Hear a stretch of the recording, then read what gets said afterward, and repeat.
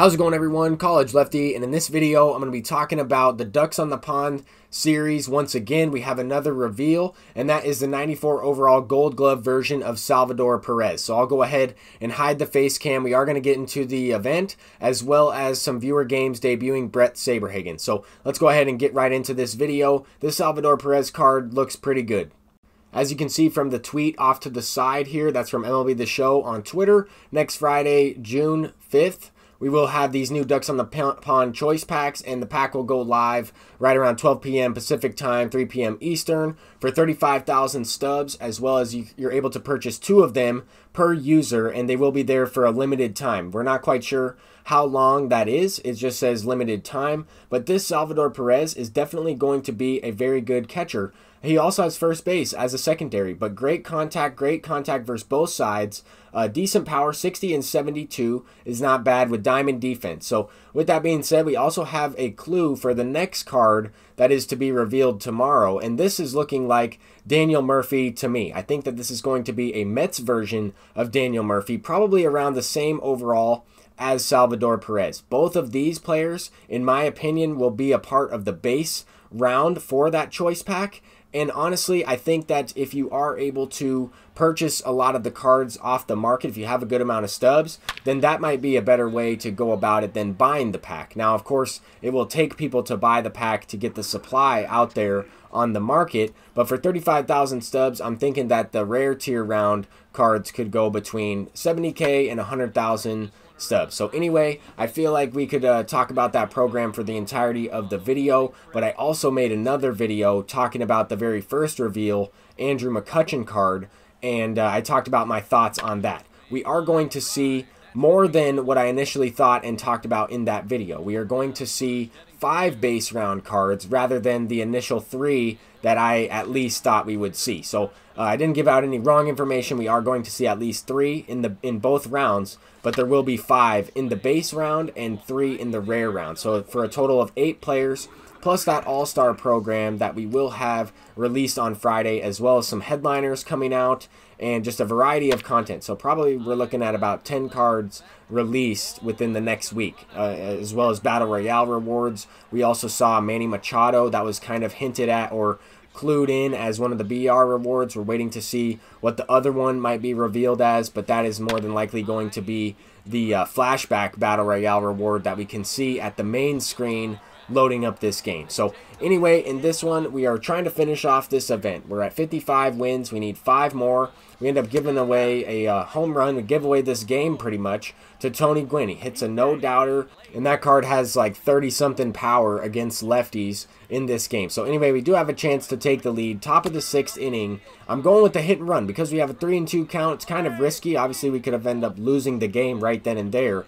But I figured, you know, I felt like I was going to be able to put the ball in play. We did not. We struck out, but we get the guys in scoring position, draw a walk with Josh Bell, and hit a ball out of the stadium with Jorge Posada. I'm not even sure where that ball landed. It went out over the trees out there in left field, probably off the mountain at Laughing Mountain Stadium. Anyway, we're down to the last out. We just need to clutch up and get this final out remaining. We clutched up and hit the grand slam with Jorge Posada, who has been an amazing card for me in this event. Really looking forward to a better version of that card as well. I might end up using that dude as my catcher at the end of this game cycle. But anyway, I don't know what happened out there in center field at this place, but we're playing at Shibe.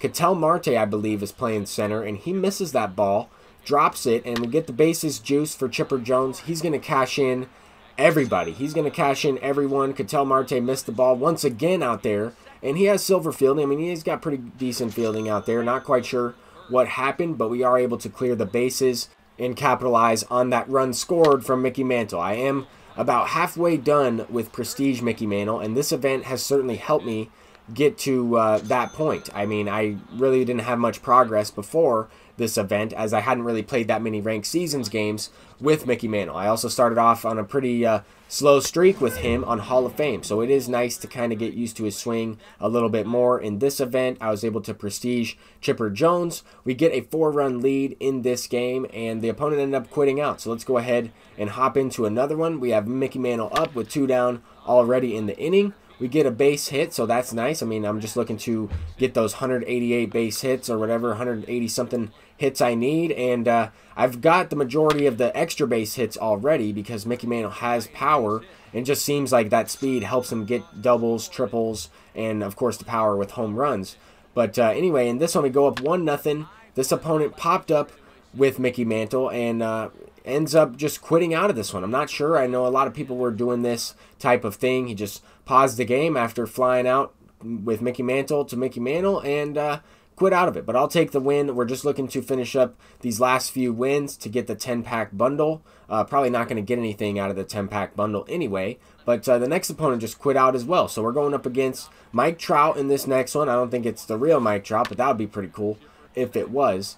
He has Chipper Jones, he has Mickey Mantle, he has Vidal Brujan, a lot of the same guys that I have been going up against in this event quite a bit, especially playing on the last couple of days. For this event, I expect to play some good players. I also expect for people to quit out, whether they're winning or losing the game. I don't really know what that guy was doing, maybe just grinding out missions, and we end up getting the win. So I'll take it. We only had one chance to hit in that game for one inning, and I just didn't score. I just didn't get anything going in the first one. So I figured since getting those 60 wins, I opened up the packs. All I really got out of it were some gold cards and just some silvers to build up for future team affinities or future stages for exchanges and stuff like that. But I figured I would hop into a viewer game and try out this Brett Saberhagen. I recently picked this card up off the market, the brand new headliner card that has been released, and he looks like a pretty good pitcher. On paper, he has great control, he has great pitches, he's got a good speed differential on those pitches, great stamina,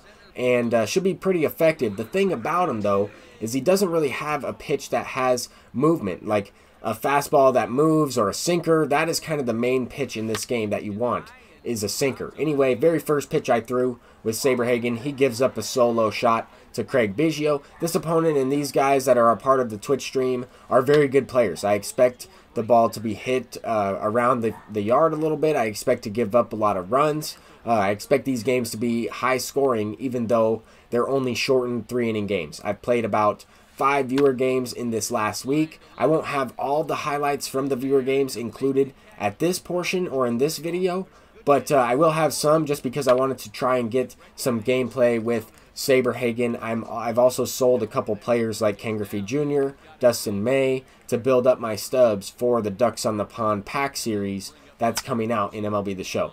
We get a little bit lucky in this game for sure. I mean, a couple of weird hits, a late base hit or an early base hit, just a couple seeing eye singles, hitting the ball outside the strike zone a little bit as well. So that's kind of interesting. I mean, that first run that we scored with Nolan Gorman was a pitch below the zone. This one is a sinker outside of the zone. So Gary Sheffield does have amazing attributes. I'm using him off the bench as a pinch hitter against lefties for the most part, just because I've had a tougher time using him against righties. It's definitely just my user input. It has nothing to do with the actual card. He's a very good card. I just have a tough time using his swing. But at this moment in time, when we got the bases loaded, 1 down in the inning, we get a late base hit that scores 2 runs. A very late jammed hit the other way with Mickey Mantle. Would be nice if we could accumulate stats for that Mickey Mantle, but I don't deserve that base hit at all. It leads to a 3-run shot from Reggie Jackson in the same inning, and that's what's going to happen. I mean, sometimes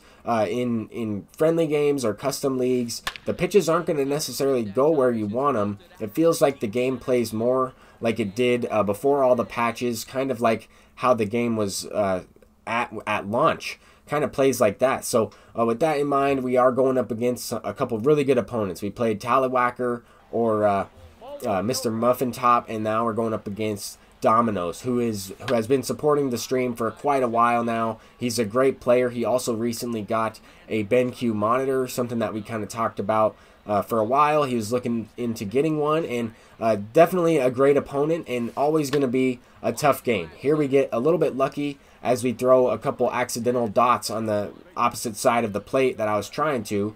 We get the line out, so we do get a little bit lucky here. He probably would have been able to score in that first inning if he didn't line out a couple times. Hit the ball pretty well, but definitely could have scored a couple runs in that first inning there. Now we're in the bottom of the second. Saberhagen is still in the game. I wanted to try to use him a little bit longer since These are shortened games. The stamina is affected. The movement on the pitches are affected. And we have to keep that in mind when we're trying this card out as a debut, or at least just a trial and error attempt with that card. Here we get another late base hit, very similar to the Mickey Mantle hit in the previous game. Almost the exact same placement, exact same exit velocity, just very strange. But it was with a right-handed hitter this time in Buster Posey. We end up going deep with Nolan Gorman. Domino's went to that fastball up and away. He was throwing that pitch pretty well. And I finally got the PCI up there with a full swing. I had one earlier in the game that I got a check swing on, but it's just unfortunate. But that does not mean that this game is over. This guy is very good. He's going to be able to hit the ball, gives himself a chance to tie the game up. One swing of the bat, he can tie it up. He has Gleyber Torres in the game facing John Franco. I recently picked up John Franco and replaced him for Sean Doolittle. But that's going to do it for this video. We end up getting that last out and closing out that game. That was a close one. And all good games and viewer games today on the stream. So I appreciate everybody who tuned in. Thank you all for watching. I'm College Lefty, and I'll see you in the next one. Peace out.